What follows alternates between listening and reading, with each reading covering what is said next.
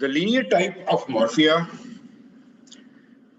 accounts for 15 to 20% of the morphea cases in adult and 42 to 60% of the cases in children. So the linear type of morphea is more common in children. It can be subdivided into subdivided into limb and trunk variety and a head variety. And the limb and trunk variant occur twice as more common as the head and neck variants. Although mostly are unilateral, but bilateral involvement may be seen in 5 to 25% of the cases, and the linear type follow the Blaschkoid lines. First of all, the head and neck variants of the linear type. It includes the two subtypes, that is Encke-de-Saber and progressive hemifacial atrophy, also known as the Perry-Romberg syndrome. In children, the Encke-de-Saber lesions are commoner than progressive hemifacial atrophy. While Encke-de-Saber occurs as has a sudden onset and rapid progress, usually both these two varieties are insidious and progress very slowly. The morphea of Encke-de-Saber type. It begins in childhood, but occasionally have an adult onset. It most frequently involves the frontoparietal area of the face and scalp in paramedian distribution and follow the Blaschko's line. Sclerosis is thought to involve the skin and subcutaneous tissue first, and later extend to involve the fascia and bone. So many cases remain superficial, and some cases go and involve the deep fascia and bone, and such cases will be tethered to the underlying bone. Scarring alopecia of the eyelashes, eyebrows, and scalp occur in this band. Once the bone is involved, you can find a linear depression in skull bone and a neurological, ocular, and auditory complications, and can be recognized abnormalities on CT scan and MRI. You can see this Encke-de-Saber involving the forehead and also involving the eyebrow. Then progressive hemifacial atrophy or Perry-Romberg syndrome. It affects the area supplied by one or more multiple branches of trigeminal nerves and is Blaschkoid in distribution. The majority of cases begin in the first decade, but occasional adult onset cases are described. The disease is unilateral, progressive, primary atrophic disorder. It is not a sclerotic disorder of skin and subcutaneous tissue, muscle, and underlying cartilage. So wherever it is affecting, it is causing the atrophy. There is altered pigmentation, progressive facial asymmetry, gradual loss of fat and muscle, and atrophy of frontal, maxillary, and mandible bones. See this Perry-Romberg's disease affecting the cheek, not involving the forehead, and the skin is atrophic, will not be bound down to the underlying bone. Mouth and nose deviate towards the affected side, and ophthalmos and other ocular complications include choroidal and retinal folding, hyperopia, uveitis, retinal vasculitis, glaucoma, and third nerve palsy. The neurological complications occur in 15%, headache in 9%, and seizures in 13%. Mandibular and intraoral involvement lead to dental malocclusion and hemiatrophy of the tongue. Then the trunk and limb variant. The linear sclerotic bands again develop insidiously and then progress. It coexists with preceding plaque morphea, most often on the trunk, and is the commonest form of linear disease. Majority of the linear lesions are unilateral, but bilateral lesions are also seen. The dermis, subcutaneous, and underlying bone and muscle may be involved. In limb lesions, generalized arthralgia and edema of involved extremities can precede the onset of the disease. Myopathic changes with atrophy and weakness of the muscles, joint contracture, limb shortening, and functional limitations can all occur. Linear atrophoderma of Mollin is the linear Blaschkoid form of atrophoderma of Paciniae and Pyreneae, characterized by a unilateral depressed hyperpigmented Blaschkoid plaque on trunk and limbs in young adults. So the histology is also not of sclerosis, but it is just of epidermal hyperpigmentation and mild skin atrophy, which is mainly attributed to the atrophy of subcutaneous fat. Then a linear deep atrophic morphea, which is a linear form of hemifacial hemifacial atrophy, which occurs on the trunk. There is no preceding clinical inflammation or sclerosis. It is progressive in nature and did not result in joint contracture.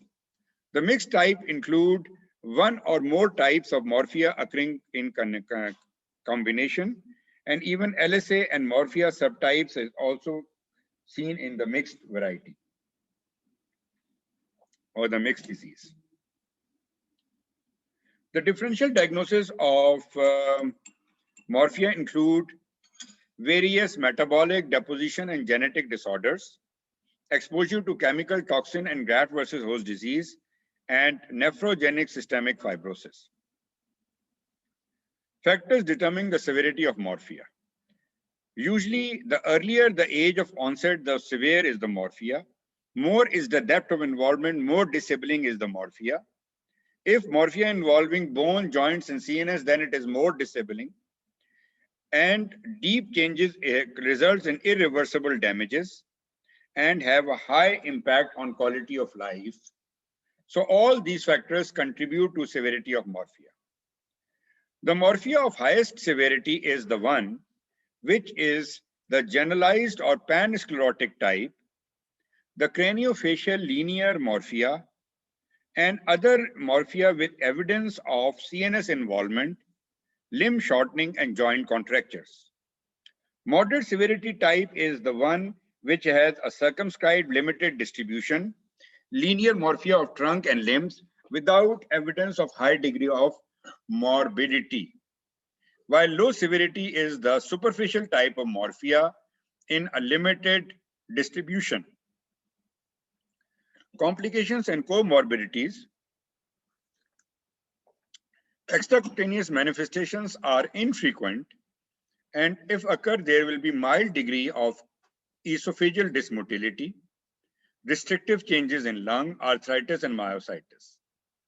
ECG shows incomplete right bundle branch block, while echocardiography show mitral valve and tricuspid valve abnormalities. Vascular complications, mainly Raynaud's, occur in 31% of patients with generalized disease. The linear subtype is associated with neurological involvement and ophthalmological disease, and ipsilateral and contralateral bone thinning, cerebral atrophy, white matter lesion, subcortical calcification, and meningocortical changes. Oral and dental problems occur. Disease course and prognosis. Early studies indicate that the duration of disease activity, although variable, is usually in 3 to 5 years, with plaques generally resolving earlier than other subtypes. While in children, the disease duration is double as compared to adults, 13.5 versus 5.8 years. In small minority of cases, that is 27% in pediatric group and 17% in adult group, the disease may recur. The linear limb variant are associated with high rate of recurrence irrespective of the age of onset. The patient describes the flare of disease activity by trauma, pregnancy, and reduction or discontinuation of systemic therapy. Transition from morphea to systemic sclerosis is reported in 0.13 to 1.3% of the morphea cases. And systemic sclerosis antibodies are found in very low percentages, and that is anti-topoisomerase or SCL70 in only 2 to 3% and anti-centromere in 1.7%. Investigations. A biopsy can be undertaken if the diagnosis and the depth of involvement is in question. An incisional biopsy should be taken from the violaceous edge of the lesion into the sclerotic area, central sclerotic area, and extending down into the deep subcutaneous fat. So all morphea biopsies should involve the subcutaneous fat. MRI, CT scan, and ultrasound can all be used to investigate the depth of the involvement, and serial MRIs can be employed. There is a device which is called as the durometer.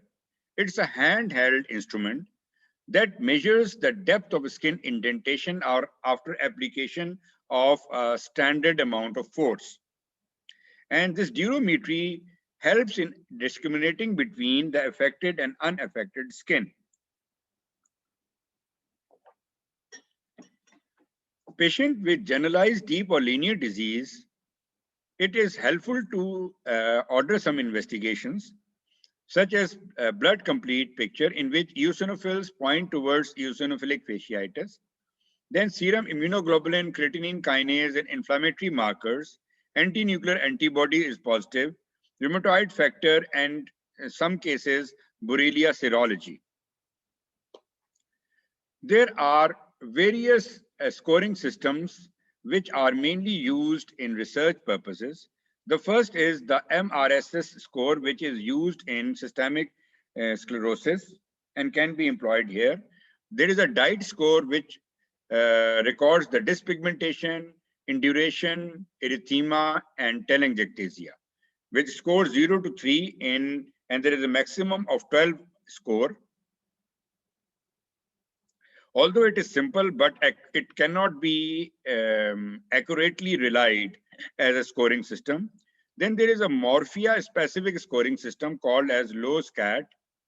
This takes into account of skin thickness, erythema, and occurrence of new lesions or extension of previous lesions. Now the management. If a patient of morphea lands up to a dermatologist, the dermatologist tends to treat morphea with the topical steroids and other topical preparations in 41 to 25% of the cases respectively. Then phototherapy in 16% and will only go for systemic steroids in 5% and methotrexate in 4%. But the rheumatologist will treat morphea very aggressively with methotrexate in 34% and systemic steroid in 31% of the cases, and only 10% with topical corticosteroids. And phototherapy is negligible since they don't have the phototherapy units. The clinicians usually treat the active morphea with methotrexates in combination with corticosteroids. But this can also be treated with methotrexate alone, with phototherapy, and only with topical corticosteroids. The limited superficial morphea is best treated with topical preparations like topical corticosteroids or with intralesional steroids, which are effective mainly in the inflammatory stage of the disease. Topical tacrolimus, 5% imiquimod cream, vitamin D analogs, and low-dose UVA phototherapy can also be employed. Few words about UVA phototherapy. The UVA-1 phototherapy has a range between 340 to 400 nanometer. And it is different from conventional UVA phototherapy units. The therapeutic effect of UVA-1 phototherapy is due to its long wavelength and deep penetration into the dermis, and it is less erythemogenic.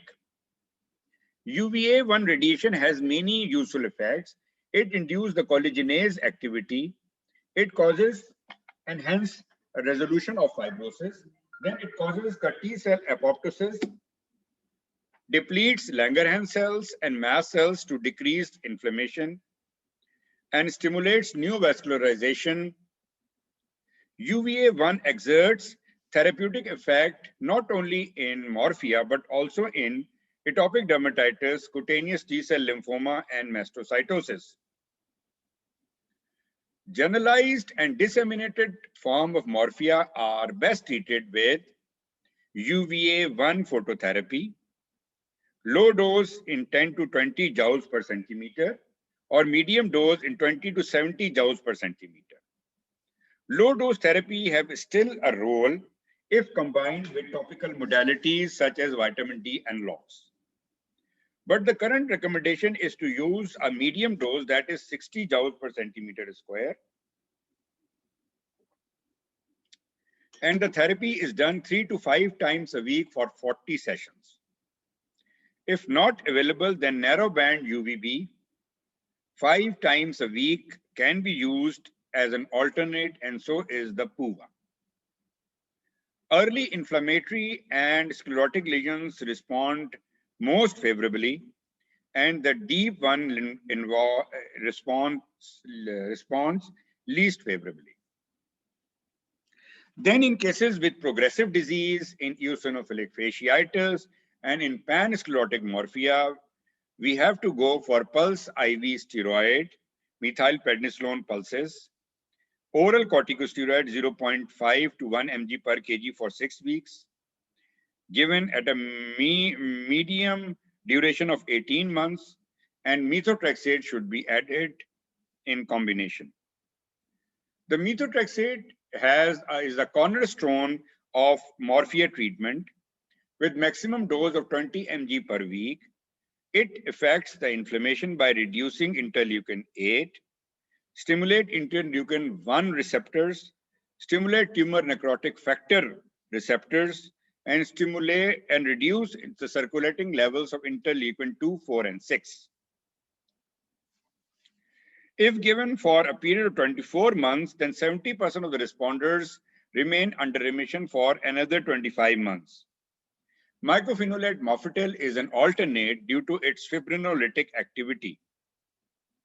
Other options that may be considered include cyclosporin, abatacept, imitinib, extracorporeal photopheresis, and high-dose intravenous immunoglobulin. However, there is no room of giving D-penicillamine, antimalarials, and oral calcitrol in morphea. Once damage such as dyspigmentation, atrophy, and bony symmetry occur, then treatment is aimed to improve the cosmetic appearance. This can be done by fillers, by autologous fat grafting, or surgery. Ulceration in context with deep or severe morphea can be treated with sildenafil, and one case of limb ulcer, skin sclerosis, and joint mobility was improved by using dual oral endothelin receptor antagonist bosentan. Then few words about lichen sclerosis and atropicans because it is related to morphea. LSA is one of the commonest dermatoses involving the anogenital areas of female. It is an autoimmune disorder with an antibodies to protein 1.